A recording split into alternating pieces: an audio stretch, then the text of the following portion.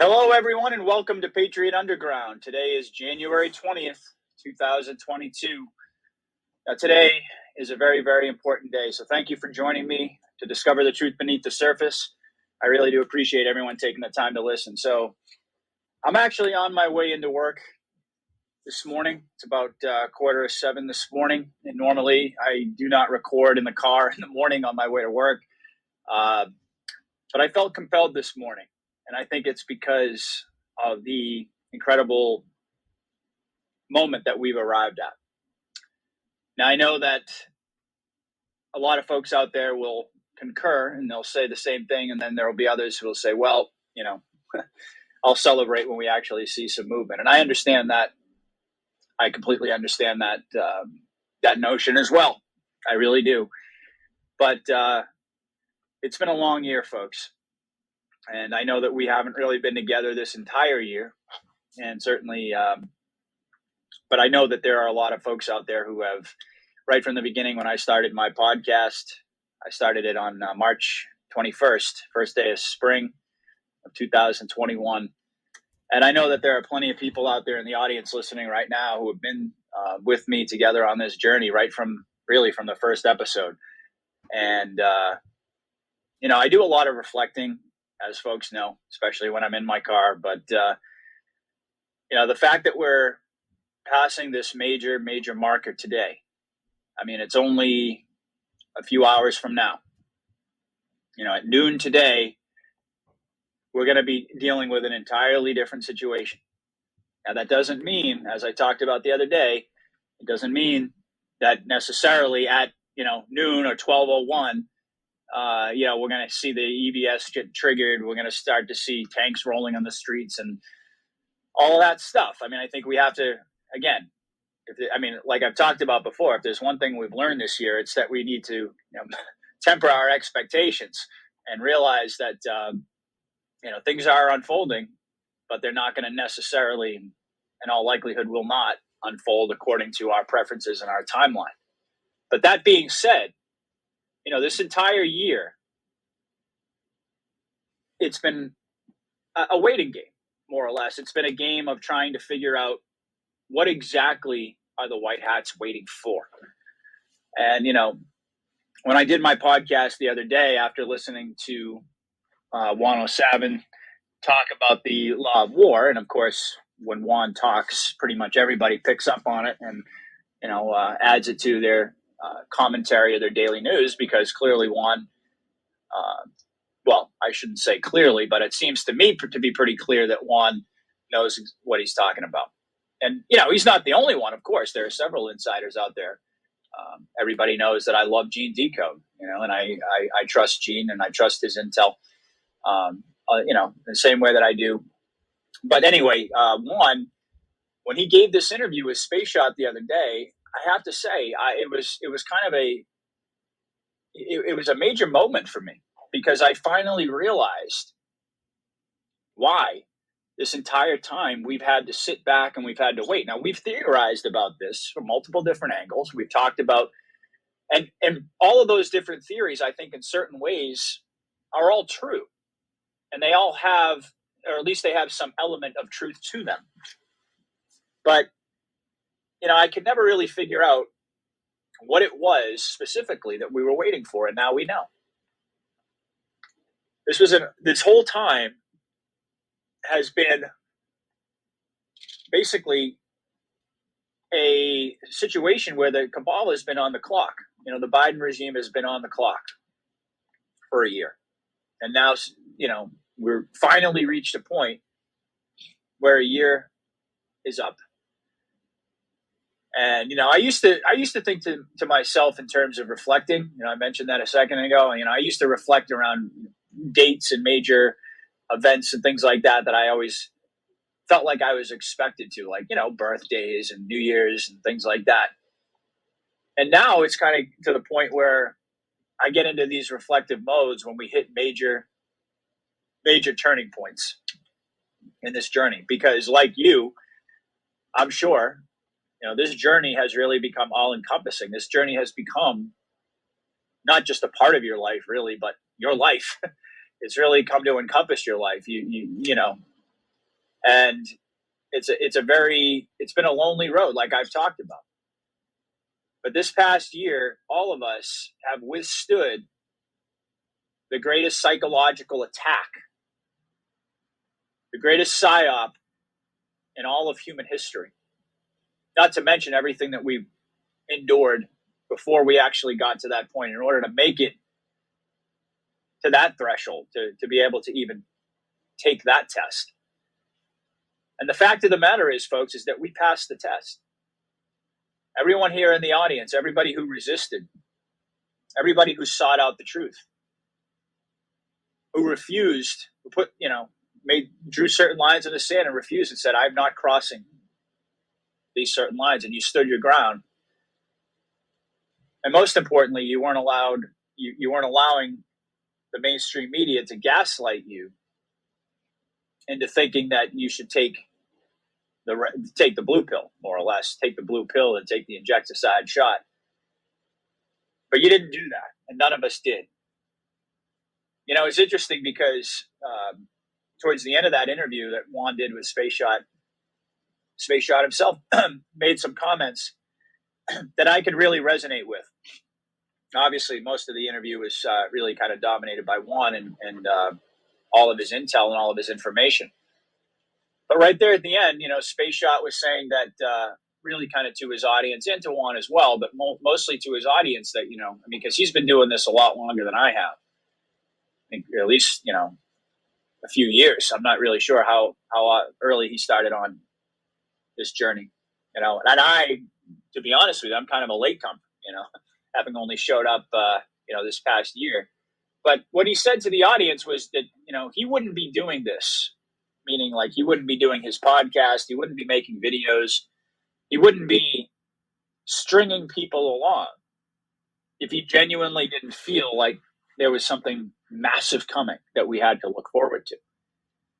That he would consider it to be a waste of his own time to be putting out these videos and doing these commentary and doing these interviews and things like that. Because the truth of the matter is, folks, is that there is talk in the Patriot community about patriots, PAY, patriots, and yeah, those people I'm sure are out there, and I'm not denying that. But the reality of the matter is, for most of the people in the truth community, in the Patriot community, putting out these videos, sure, when you get to a certain level and you get really, really big, you attract all of these sponsors and things. I'm not suggesting that you can't make money from it. You can make a lot of money from it. But I think that most of the people in the Patriot community, and ultimately I can only speak for myself, but I would venture to say that most of us who are doing this, we're not getting rich doing this. We're not doing this for notoriety. We're not doing it for money. We're not doing it for any of the reasons that, some people might suggest, and stringing people along. I have to say, when he said that, I said to myself, there have been a few times in this journey where I've almost felt guilty in a way, because I've almost felt as if, I've laid out a certain vision or a certain theory or a certain idea that didn't come to fruition. And a lot of folks, I'm sure, probably at the time, they found comfort, and they expressed that, that they find comfort in, my analysis and so on and so forth. But there have been times when I've almost felt guilty because, events haven't happened the way that I've expected them to, or imagined that they might, almost as if I, felt like I was letting people down at certain points. And then, of course, I came to understand that there's no possible way that any of us can get it right all the time. But, we're coming from a good place. I think most of us, I certainly do believe there is infiltration in the community, as I've discussed. But I think that most of us are coming from a really good place, and we're doing the best that we can to put this information out. And the reason that we're doing it is not rooted in any kind of, egotistical mindset or any type of desire for financial gain. At least for me, anyway, that's not what it's all about. It's all about being a part of this movement. At the end of the day, folks, that's the most important thing to me, is that, that I get to be a part of this, that I get to be a voice that contributes to this moment in history. And all of us have that opportunity, or at least have the opportunity to participate in some way in this momentous, time period that we're living through. And I go back and I think to myself all the times, all the podcasts that I made, and all the times where I, was trying to figure things out and trying to do the mental gymnastics in a sense to try to figure out where we were and why we weren't seeing these moves go down, you know. And all the while, what it really came down to, it seems, was the fact that the military just simply did not have the green light according to international accepted norms for how a war is governed and how a war is waged, and specifically what happens after really an enemy has occupied a territory. And I think to myself, I think part of the reason that I got on here this morning is because pretty much every day since I've started this podcast, I've woken up and I've had that kind of, gee, I wonder if anything major is going to happen feeling. And there have been days when I've honestly felt the energy rise to such a degree that I was almost certain that we were going to see some sort of a momentous event happen. But when I woke up today and I realized that the barriers, as of 12 o'clock today, the legal barriers for the military to actually take action. And the way I look at it is, of course they need to make arrests, but really they need to start communicating truthfully and directly to all of us. I think all of us have reached a point where we're kind of at our breaking point. There's only so much deception. There's only so many lies. There's only so much of this insanity that we can endure. I think I heard Juan kind of suggest that it's, roughly like 18 months to 2 years that, basically is a window where, a society can still hold itself together under extreme conditions. But after that window, things fall apart relatively rapidly. And I think that, we're kind of right at that crossroads right now. And I believe this is always the plan. It was always the plan to give us a taste, to show us, give us an idea so that we could understand and experience for ourselves what it would be like to go down the road that the cabal wanted to take us down. And all of us have understood now for quite some time that you can't, sometimes you just can't tell people things. You have to show them. You have to lead them through the experience. Now, is it extremely frustrating and disillusioning? I think even more for us in a certain sense, because here we are a year later and there's still so many people who are still asleep, like honestly, folks, it's shocking to have gone through an entire year of this and to see people not wake up. Forget about waking up. They've just, they've gone further and deeper into the sleep. And, who knew? Who expected that was going to happen? I don't even know if the White Hats themselves expected that was going to happen. I mean, I've heard that really could be like 30 to 40% of people. I mean, at one point, I remember hearing figures more like 20% of people aren't going to wake up, aren't going to see the truth, aren't going to red pill, aren't going to accept the information. Now, I mean, do I really know? Do I have any real idea of how many people? No. I mean, none of us really do, I guess, unless we're directly involved with crunching that data and those numbers. But the reality of the matter is, folks, is that we're dealing with a massive portion of our population that even after a year of this hardcore tyranny and hardcore oppression, not to mention all of the cognitive dissonance, all of the absolute insanity that was geared toward waking people up in the first place, despite all of that, these people are just, they're just hell-bent on the illusion. And, I wish I could say that was some sort of a, hyperbole there. But, the truth is you follow this path, folks, we know where it leads. And it's unfortunate, to put it mildly, that more people, didn't see the light at this point. Because as I've said, I mean, who knows, folks? It could be today, could be tomorrow, could be next week, could be a month from now, could be 2 months from now. But we know that a massive, massive event is coming. And if people have not woken up at this point, and if people have not started to ask questions at this point, as I've said many times, I simply do not believe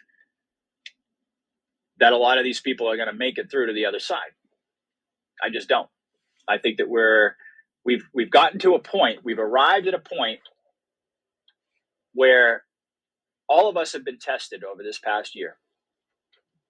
And those of us who, like I said before, those of us who passed the test, we're ready to go on to the next phases. We're ready to ascend now. We, in fact, are ascending, whether we're conscious of it or not. But the people who haven't, well, I mean, they're on a different timeline, like Gene, talks about. Future's not for everyone. The timeline, the places, the adventures and the journeys, the excitement, the exhilaration that lies ahead for all of us who took the red pill, that's not for everyone. We had to earn that, folks.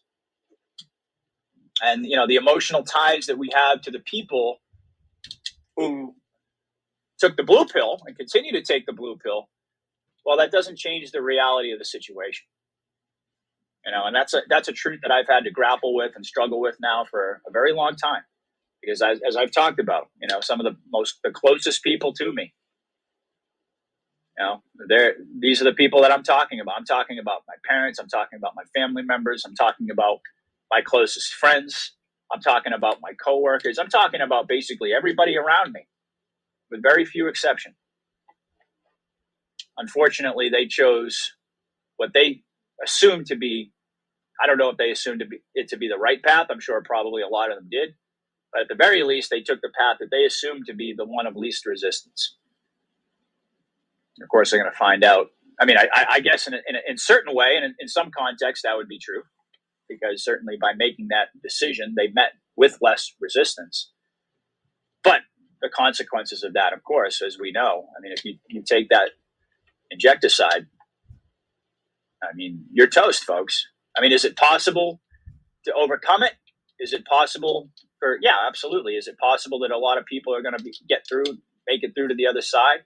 That something is going to awaken inside of them at the 11th hour, or perhaps even, the minute this big event strikes, are a lot of people going to have certain instincts and survival mechanisms and things kick in? Yeah, that's, I'm sure, going to happen with a lot of folks. But what I'm talking about is the kind of the dodo birds who, don't even know that anything is off right now. Don't even know that, forget about knowing that you're being attacked, that you're under assault. I mean, these people, these people don't even have the instinct to ask questions. They don't even have the instinct to figure out that something is off. They become so programmed that their free will, like I talked about the other day, has been completely eroded between this mind control and, of course, the AI, which has really just magnified and souped up this, MK Ultra media type mockingbird media that we have. The AI is just taking it to an entirely different level. And it's to the point now where a lot of people just have completely abandoned their free will.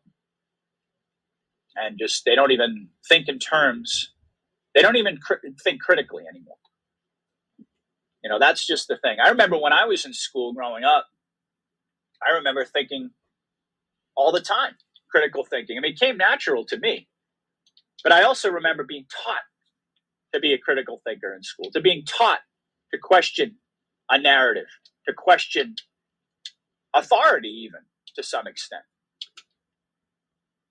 And all of that stuff is just, it's completely, the world's completely inverted now.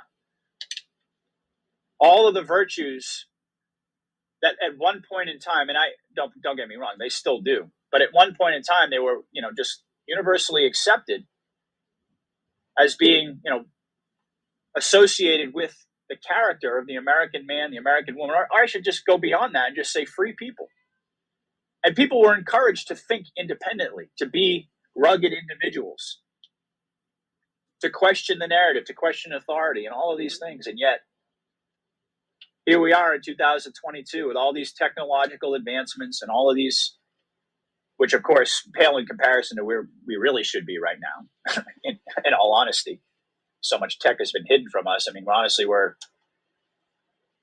kind of like, we're basically like still in the Stone Age compared to where we should be. But nevertheless, we've got all of these different tools at our disposal to be able to, I mean, just in terms of information, we've got all of these different tools at our disposal to be able to get at the truth. And we have about 30 to 40% of our society that forget about not even picking up those tools. They won't even consider that information. They won't even consider picking up anything that's contrary to what the establishment says, the media says. And, like I said, these are people that I've tried to reach, God, folks, I can't even tell you how much time and how much energy and how much passion, how much effort I put in to trying to wake all these people up, the people that are close to me, and how painful it's been to watch them reject it all and to embrace an evil, evil system. Just the other day, there was a poll that came out, and I think it was Rasmussen poll. I'm not sure, but I posted or I shared it on my Telegram, and they were asking Democrats a whole bunch of questions.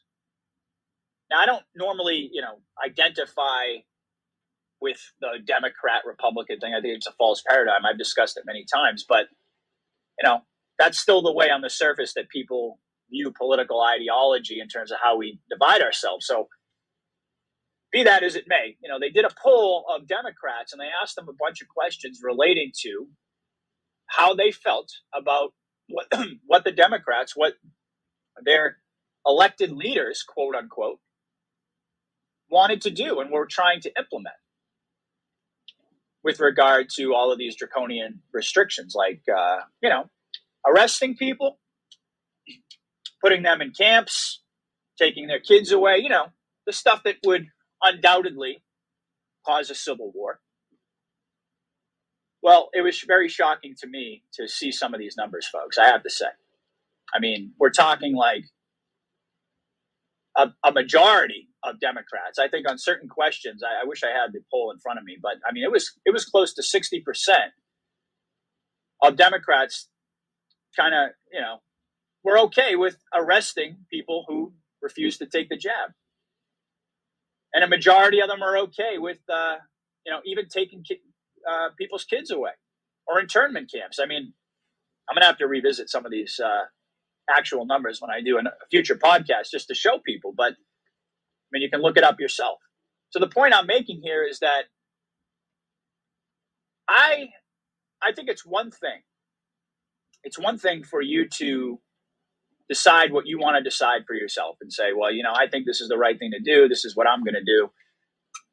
But it's quite another to say that if you don't do it, then I'm basically supporting taking away your freedom, taking away your children, taking away your rights, taking away your dignity, taking away everything that you care about in life. And what's really shocking and scary is that it seems as if a majority of Democrats actually support these proposals.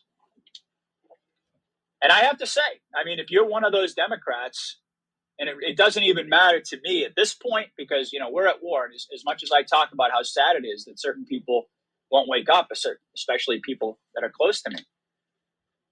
And I don't know, because, I don't really discuss these things with my parents or my family anymore. These people that I'm talking about, for obvious reasons, it's just wasted energy. So I don't necessarily know how they feel about these proposals, basically, to strip us of our freedom, our rights, our dignity, our children, everything that matters in life. But I don't care who you are. I don't care if even it was my own parents, my own family. If you support any kind of policy that wants to take me and throw me into a camp because I refuse to take injecticide, or wants to strip away people's children, I mean, God only knows, we know exactly what they want to do there. I'm not going to get into that. But any of these, I mean, they're talking about literal red lines in the sand that would undoubtedly cause a war. I mean, the fact of the matter is, folks, if you show up at my house and you try to put me in a camp, you try to take away my children, you try to do any of these things, well, you've left me at that point with no other option but to defend myself with force. And that's exactly what these types of policies, if you even want to call them that, that's exactly what they're designed to do. They're designed to cause a civil war. They're designed to cause people to start fighting and to completely unravel our society. Now, I don't want that to happen, but like I've said, I mean, if it gets that real and somebody comes to my house and tries to take away my freedom, my self-defense, my anything that matters to me, well, I mean, I think it's pretty obvious at that point. It's no longer an exercise in philosophical discussion. I mean, at that point, you're now engaged in a fight, a literal fight for your freedom. And if that day ever comes, then so be it. I hope it never does. But the point is that if you support that, I don't care who you are, you're the enemy. It's just that simple. Because if you support the enemy battle plan and you support the enemy ideology, then you are the enemy. But getting back to where I started, because I kind of need to wrap this up pretty soon here, we're entering into a very, very important, momentous period in our history. And I think it's all about to start within a matter of hours. And I don't know what to expect today. I mean, we know that we've been told that it's very likely we're going to experience a major jolt, a major emotional response, as Cliff High talked about, right around this time period.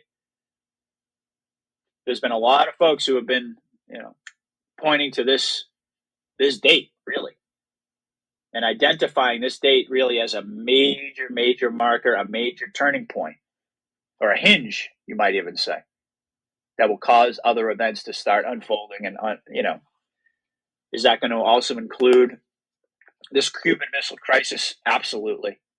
Type of situation. Absolutely. It looks more and more like it's going to be Russia and Ukraine, because that seems to be the situation that's devolving the fastest. And I think I don't need anyone out there. I don't think to convince any of you that Putin is a part of this whole thing. I mean, the evidence is clear. But we're going to experience a sea change that I think most of us, we've only dreamt about this. We've only dreamt about moments in history like this. And we're about to live through them. And I think that I felt like an enormous need to come on this morning, almost to kind of mark the occasion and to realize that, we've hit a major, major milestone in this journey. And at this point moving forward, we don't have to ask the same type of questions anymore moving forward. We don't know what's going to happen today, tomorrow, a week from now, a month from now. But one thing that we do know is that we don't have to wonder anymore why the military didn't step in. Why, and we've discussed this many times, why Trump didn't sign the Insurrection Act. We're starting to understand that this whole ethereal situation, this whole fog of war, the fog is starting to clear up. And we're not going to have to ask the same types of questions anymore. We understand now why we had to go through this. And it wasn't just about waking people up. I mean, that was a massive portion of it. That was a massive objective and necessary one, because again, without that, if you don't have the majority of the public going along with you, then you're really in a civil war type situation, which I believe is, right after the election, had Trump signed the Insurrection Act, and while, the dispute of the vote was still going on, how divided the country was, the emotional tension, I mean, I think it's very likely. I mean, I agree with one. We probably would have spiraled into a civil war by the summertime. And God only knows where we'd be right now. I mean, this country would be absolutely tearing itself apart. But we had to go through this period also because it was a legal requirement to go through this period. Now, I still am, working on getting a better understanding of that 1 year marker in terms of the legal verbiage that's used, the legalese, I guess you might even say, um, because anything that's um, pertaining to the law, there's always going to be these technicalities, and there's always going to be multiple different ways of looking at it and interpreting it, and so on and so forth. So I still need to do more of that, but I'm pretty confident that that 1 year period, according to the law of war for an occupying power, in essence, it's kind of like a grace period. They've subverted, they've cut the head off of our leadership. They performed this digital attack. But the Geneva Conventions, along with all of the guidelines for permissible experimentation, like we've talked about with regard to the thing that goes in your arm, the Geneva Conventions also stipulate that during this 1 year period, this force, this in order to not become a belligerent occupying power, needs to really identify itself, identify the truth about who they're working for, who they're, under what ideology, or under what flag or nation or banner or ism they've come. They need to disclose that to the people, and they need to give the people some sort of a pathway back toward their own freedom and their own self-governance. You're not allowed, according to the Geneva Conventions, internationally accepted guidelines and rules for war and detainment and the aftermath of war. You're not allowed to just simply occupy a country perpetually, especially under false pretenses, and especially even more so when you are in defiance of and in violation of the Geneva Conventions. But in order for that determination to be made, a certain time period has to go by, and that time period is about to expire. And so now we're being told, and it certainly appears as if, based on the research I've done, that the military at this point, from a legal standpoint, they don't have any more barriers. There's nothing there that's going to be preventing them now from taking action, and from taking corrective action. And Juan talked about they can go into a defensive type posture or even an offensive posture, and that's really what we need. And he talked about how the next logical step after the presentation of, I would imagine, a lot of this evidence directly to the people would be arrests. So again, it comes down to the question of what's the sequence of events going to be? Is it going to be arrests first? Is it going to be EBS first? Is it going to be a military confrontation first? Is it going to be a stock market crash first? Are all of these things kind of going to happen simultaneously right around the same time? It's all speculative. I mean, none of us can really figure out exactly the game plan and exactly how this whole pantomime is going to unfold in its final scenes. But it's quite likely that in the next coming days, I mean, it might even be today, that we're going to see actions take place that we never imagined that we would see. We're going to see a sudden reversal and change in events that's going to be super dramatic. And it's going to, in a sense, kind of be, like Juan said, the catalyst for all of this change that we're expecting. And it's going to happen very, very rapidly. It's going to be very, very quick once the tipping point has finally been reached. And I think, amongst the people, I think it's pretty clear that that tipping point has been reached. I think amongst, in other words, I don't think that we're going to, imagine if this thing got delayed, let's just say hypothetically, this thing got delayed another 6 months, and we had to go through and endure another 6 months of this torture, are more people at that point going to wake up? I mean, probably not. I mean, I think we've kind of gotten to a point in terms of awakening, like almost like a saturation point, where it's just, those who have woken up at this point, the ones who are supposed to, and the ones who haven't, well, another month, 6 months, year. I mean, if they even survive, I mean, all they're going to do is continue to double and triple and quadruple down on this false narrative. So we have no choice at this point but to move forward. And the people are ready. I do believe the military is ready. I believe the white hats are ready. And yeah, there's a whole massive portion of our population that sure as hell ain't ready. but we knew that that was going to be the case no matter what.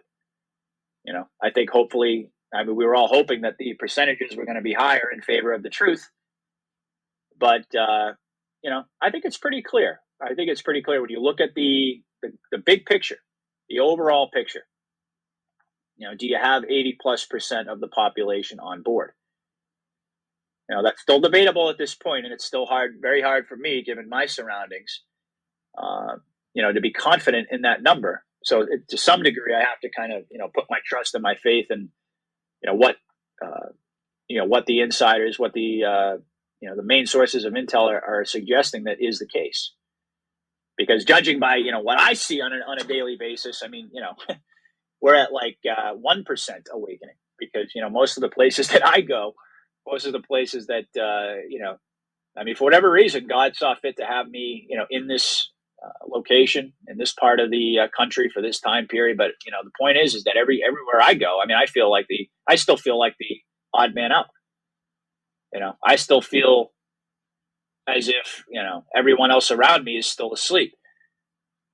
But I'm just, I'm just one fish in a small pond. There are so many people, so many billions of people out there, and in terms of our country, so many millions of people, and that overall number is the one that we, really need to pay attention to. But the legal barriers have been removed, and we don't have to sit here and, I think at this point, moving forward, obviously, I think people are probably going to be even, if we don't start seeing major actions happen within the next few days or even the next couple of weeks, which I believe we will.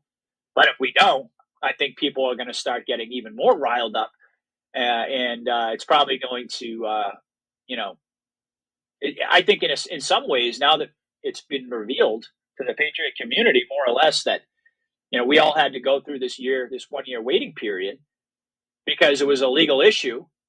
Well, now that that's been made clear to all of us, and noon comes and goes today, and fast forward a couple of weeks or a month or whatever, and we're still kind of sitting here scratching our heads, wondering why nothing is happening.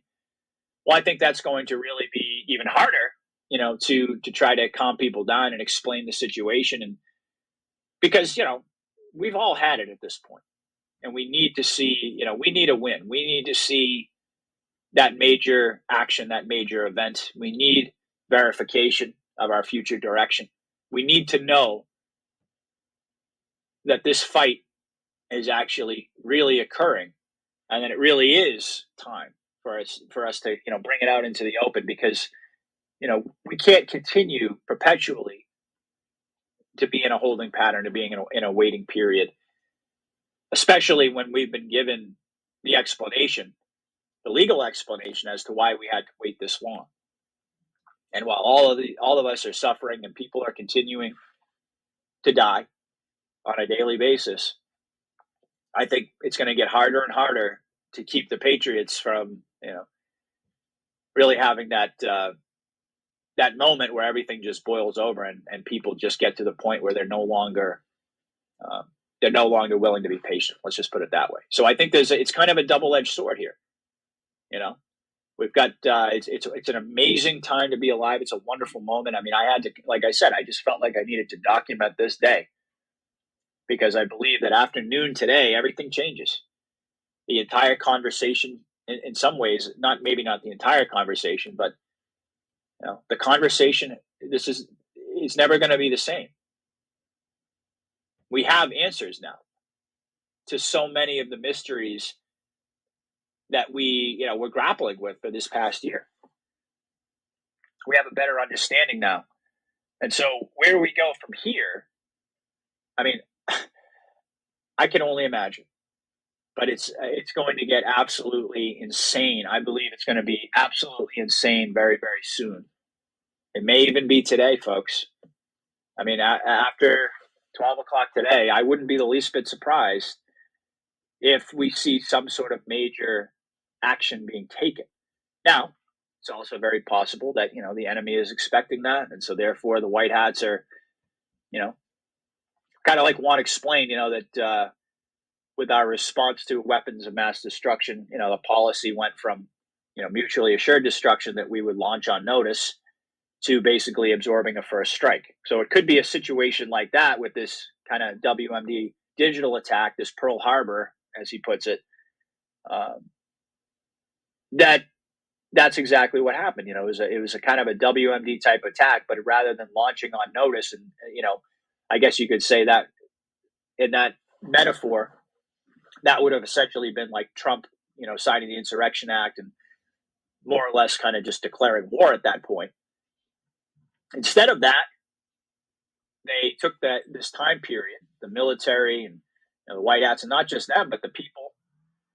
We took this time period to assess the situation, to figure out where the attack came from, to figure out the appropriate response, to make sure that we're surgical in terms of who we understand the enemy to be, and so on and so forth. So I think that metaphor works quite well, and that, in a large part, that's what this last year has been about. So, point is that just because we hit noon on January 20th, 2022, doesn't necessarily mean we're going to see instantaneously, any of the things that we've been talking about. Doesn't mean the EBS is going to come on at 12:01. In other words, but the good guys now, once they've crossed that legal threshold, now they've got a whole bunch of options at their disposal, and it just comes down to timing. And I've talked about the timing issue many times as well. I mean, really, whose timing is it? Is it the white hat's timing, or is it God's timing? And I ultimately believe that it's God's timing that we're waiting on. That the events that we're going to witness are going to be biblical, and are going to completely change the fabric of humanity and the fabric of history. Probably the biggest, probably the biggest moment in history. Probably the most impressive moment, biblical event in history, aside perhaps you could say from God's creation of the world to begin with. But like I've said, I do believe that we are going to witness the hand of God, and that God is going to move, but he's going to move on his timing and on his timeline. And I've also suggested before as well that I'm not even 100% convinced that even the white hats, even the inner circle, know necessarily when that exact moment is going to be. Postulating that that God himself, through his angels, through whatever means he sees fit, is in fact calling the shots and giving the orders. So now, really, I mean, it's always been a question of waiting on God's timing, but at least now we know that this military plan, this military sting operation, can now move forward from a legal standpoint. That is really, it's the biggest, most important, most significant news and information that I've come across since I began this journey. Really, since the inauguration took place and the crime was completed, as they say. This is the biggest news that's happened since then. So it's going to be an absolutely fascinating day. And of course, if anything major transpires, I'm going to be all over it. I'm going to be coming back on here this first chance that I get to discuss it and to break it all down. And also, just a reminder, folks, I got my interview with Gene coming up on January 31st. So I'm definitely looking forward to that. I also mentioned to folks this Saturday, I'm going to be sitting down and having a discussion with Brad Olson, which, I mean, I've been learning a lot about Brad's work, reading his books and listening to his interviews and so forth. And man, what an absolute treasure trove of information that he has. And I know folks are going to be really, really excited to hear this interview. I'm sure probably most of you are already familiar with Brad Wilson, but this is going to be a conversation I think you're not going to want to miss. So you can stay tuned for that. This is a very exciting time to be alive, folks, and I'm honored to be here on this journey with you. Thank you so much for taking the time to listen. I hope you appreciated this commentary this morning. Let me know what you thought in the comments. Buckle up, Patriots. It's about to get crazy out there. Godspeed to each and every one of you. I love all of you. Deep in my soul, deep in my heart, I wish you all nothing but the absolute best. And I know that we're all here. We've all been chosen for this moment in history. And this historic moment, I believe, is really just hours away now. So thank you, folks, again for listening. Godspeed. God bless. Patriot out.